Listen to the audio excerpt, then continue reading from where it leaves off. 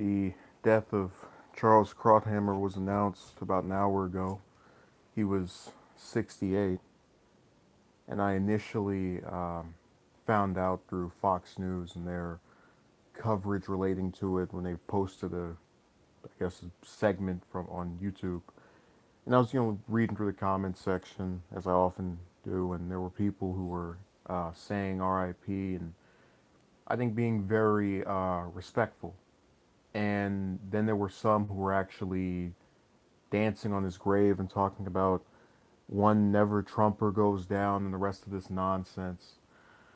Um, but it kind of brought me, and this is we're going to get into the more important matters in a moment. But it brought me back to a continued pet peeve I had when it comes to the commentary people have relating to death, which is this idea that once a person you don't like passes, it's time to, I guess, throw a picnic party or show celebration, which is, in my view, a very moronic thing to do because we're all going to die. And I can understand certain instances where it feels more justified. So, for example, with bin Laden, you had a person who masterminded this enormous terrorist attack that impacted thousands and thousands of people. Um, with even with Netanyahu, for example, you have a guy who literally sits in office and allows loads and loads of Palestinians to be destroyed. Um, and those are instances where, when they are Castro, for example, those are all instances where a person being deceased has some ramification in regards to something they did that actually negatively impacted people. Let me say with Envoy, you know, we've really gone to this era of intolerance when it comes to diverse viewpoints. That's why you have people who will say, "Oh, I'm glad this person is in this state or whatever." And look, with Krauthammer, I disagreed with the his position on the Oslo Accords. So, I mean, along with many other things, but that's to highlight that in spite of those disagreements, I can still recognize the impact of certain historical figures. So let's begin our short retroactive or retrospective. So Krauthammer was born in March 1950 in New York City. During his first year of medical school, he was injured in a diving board accident in which he sustained injuries that left him paralyzed below the neck and required him to be hospitalized for 14 months, also prompting him to remain in the wheelchair for the rest of his life. In 1978, he moved to Washington to direct planning and psychiatric research under the administration of President Carter. At that time, he began contributing articles about politics to the New Republic and served as a speechwriter to Vice President Mondale. He also contributed to the third edition of the Diagnostic and Statistical Manual of Mental Disorders. In 1984, he was board certified in psychiatry by the American Board of Psychiatry and Neurology. In January 1981, Krauthammer joined the New Republic as both a writer and an editor. He began writing essays for Time magazine, including one on the Reagan Doctrine, which first brought his national acclaim as a writer. He began writing regular editorials for the Washington Post in 1985, and during this time he coined and developed the term Reagan Doctrine and defined the U.S.'s role as the sole superpower in his essay, The Unipopular Moment, published shortly after the fall of the Berlin Wall. I had a person who's actually, and this is another running theme we have of people, I guess, playing the game of, I don't know what this game is, of trying to figure out who matters more or something. But if we want, we can just directly go to the accolades section. So, the New Republic essays that he wrote won him the National Magazine Award for Essays and Criticism. His weekly column won him the Pulitzer Prize for Commentary. The Financial Times named him the most influential commentator in America in 2006, stating that he had influenced American foreign policy for more than 20 years. In 2009, political columnist Ben Smith wrote that Krauthammer had emerged in the age of Obama as a central conservative voice the kind of leader of the opposition that economist and New York Times columnist Paul Krugman represented for the left during the Bush years, a coherent, sophisticated, and implacable critic of the new president. In 2010, New York Times columnist David Brooks said Krauthammer was the most important conservative columnist. In 2011, former Congressman MSNBC host Joe Scarborough called him without a doubt the most powerful force in American conservatism. He has been for 2, 3, 4 years. In September 2013, Krauthammer received the William F. Buckley Award for Media Excellence. So I'm reading that now to basically push away from this idea that someone who has a career, which nets them, because there are a lot of conservatives, a lot of liberals, that nets them to be considered by major media figures as the most important person of that ideology. I don't know what would be, what else would replace that as in terms of significance. So if Envoy has anything else to say, we can hear from him. He's probably over there sleeping. I know his ex-wife has been hounding him recently. But yeah, Krauthammer's demise kind of creeps me out because, yeah, well, O'Donoghue, I got news for you. There are a lot of people who think a lot of people look strange. I actually had a guy who left a comment last year that supposedly, in seeing a thumbnail for one of my videos, he thought I was wearing lipstick. So people don't even, just don't bother to actually, take into account what could be the case.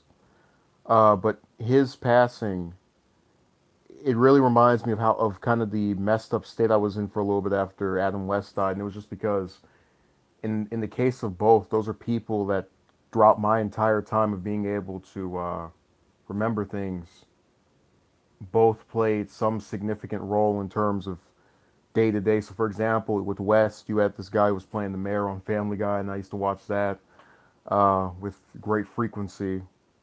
And with Krauthammer for Fox News was just a recurring thing that I would check out here and there.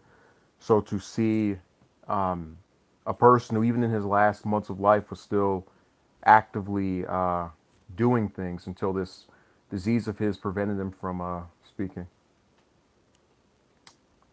O'Donoghue says, pretty. Well, that's kind of the new game now. We're not really focused. I mean, with most forms of entertainment, it seems that a lot of the stuff has been homogenized in terms of the content. So, for example, a lot of these different artists, whether they're rappers or just singers in general, sound alike. They come up with these names to distinguish themselves from each other. Uh, and I think the same level of creativity should be imposed on the music. So I'm not judging him because I haven't, if at least I don't recall ever hearing any of his stuff. But I'm just saying that that's why that name is that way. It's supposed to make you go, what? All right, let me see if anyone has anything to say. I'm gonna have to give O'Donoghue I guess a brownie or something for contributing the most during the stream. So, and now it's me and the other individual, whoever it is. But all in all, I just hate the fact that this happened, and what's really disturbing is the idea that we live in an era where people, like, again, I get it when there is, let me say a little Dirk, when there's a willingness to be excited over political figures that remained in power and did evil things. But we're talking about someone who, you have people dancing on the grave of just because they said something you didn't like, uh, which I think is completely asinine. And from what I've read of Krauthammer's positions, the only thing I really agreed with him on are a two-state solution for the Israeli-Palestinian thing and abortion being legalized. Other than that, it was, opposition to be opposition, or just completely diametrically opposed to each other. But even with having that perspective, I still would have preferred, for him not to be deceased. I don't see where we have this thing where if we don't like a person's belief system, not what they're doing, it's time to die. Or I hope something happens to you, such as this. It seems is the new mantra that's going around. And it's funny that when a lot of people who identify as, let's say, liberal, um, will call themselves, yeah, Dirk. I'd recommend reading his columns. It's really disturbing that such insight is not paid that much attention.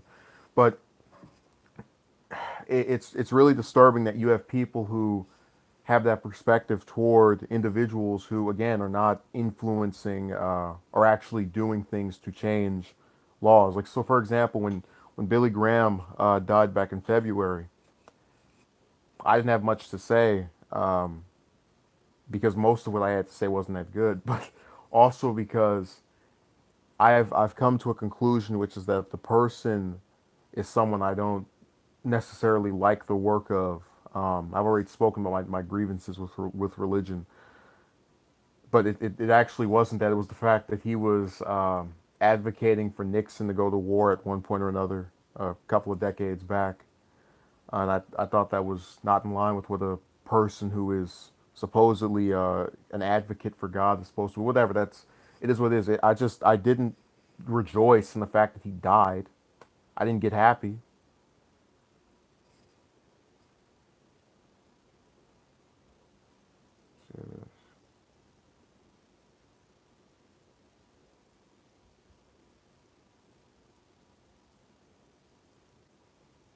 Yeah, we're playing the game of new appearances. Dirk, if you remember the stream from Saturday, that was what I was talking about, where you'll just uh, you know sit there for a little bit and then people you've never seen show up. So it's all part of a little pattern. Um, but yeah, he was definitely one of the smarter hosts on Fox, and I really like the fact that he went after, in addition to Obama calling Trump I think it was a rodeo clown or something to that effect during the primary, and those clips are still available. It was satisfying to you know sit there and actually see the opposite. Just someone that was going against both sides, this kind of throwaway ideology. When I see that, and I guess it's become something I've missed because it feels like all we have now are just partisan hacks who have this tendency to kind of shift their positions if the person who is the leader of their party has a perspective they don't agree with. It was nice to see him go after again both Obama and Trump.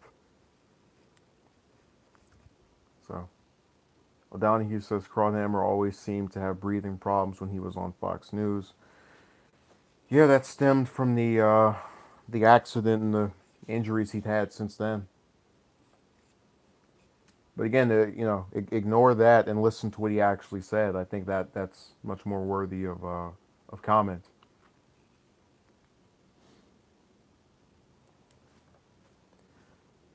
It's also kind of disappointing that when we have people who are and it goes back to how childish and petty things are. So, for example, I can say right now, I disagreed with Krauthammer on many things, but I still wouldn't question his intelligence.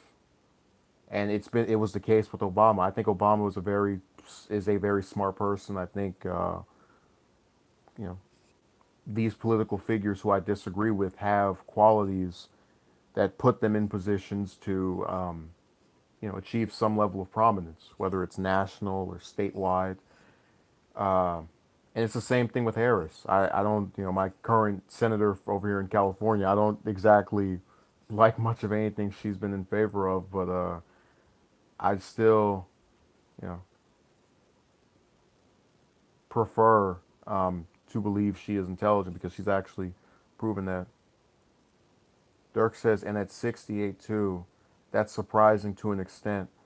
Yeah, and what's even, I guess the way it works is that when we see someone, so for example, Krauthammer had that accident back when he was in his early 20s, or possibly even younger. But when we see a person decade after decade after decade just have this thing about them that they're suffering from, and just always be able to, still function to some extent, or at least in the way we've become accustomed to. We don't think, oh, this is going to have some kind of recourse on their ability to live into their seventh or eighth or ninth decade. And sure enough, that was the case with Krauthammer. And what ended up happening, actually, I take that back, was that a lot of people were sitting around and they were assuming, oh, this must have something to do with his breathing problems, when reality was cancer that had occurred after the fact, decades later. And it's kind of sad that you overcome this major adversity of not being able to walk anymore, just to have something else spring up and devour you.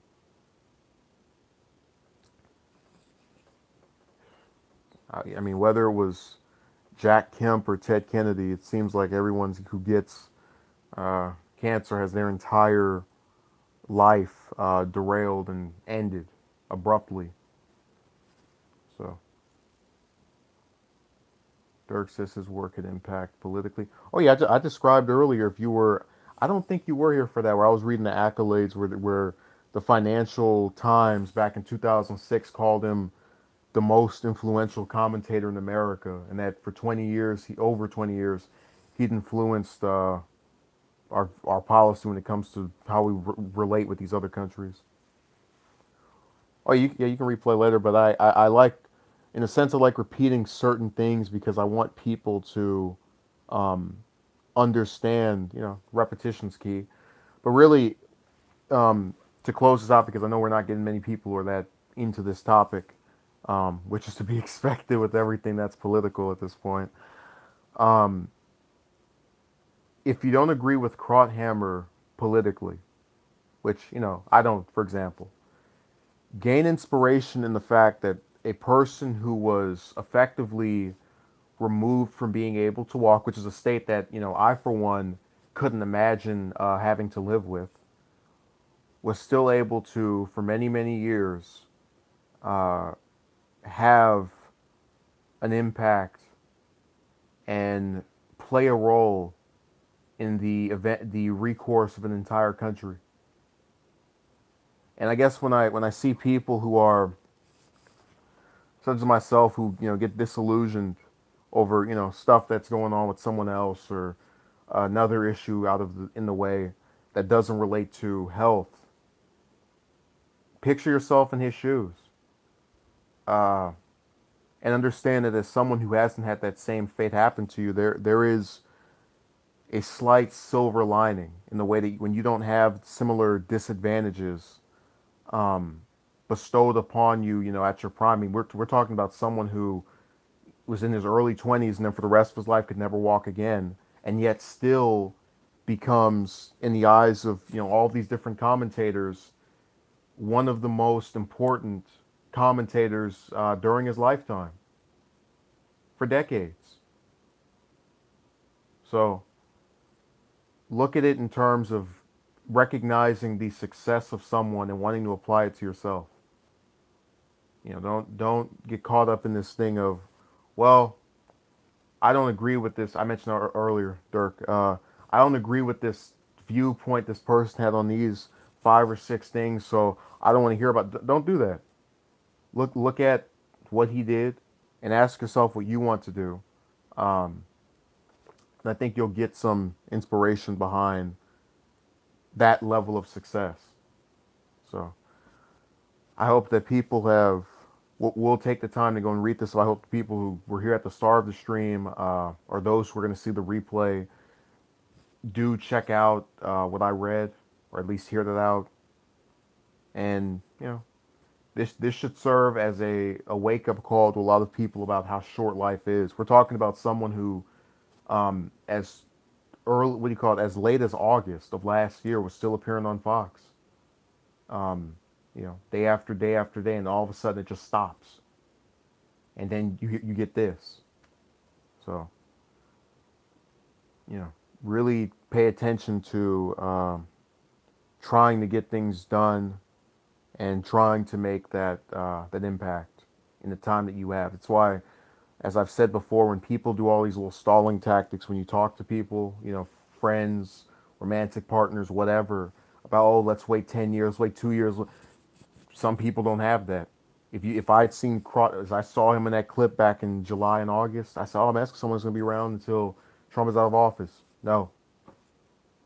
So get out of the game of stalling and get things through, get things completed and finished, or at least just try to do the best with what time you have allotted to you. That's what I feel I've tried to do, and I hope that many of the others who check this stuff out will do the same. So thank you for watching. Have a good day.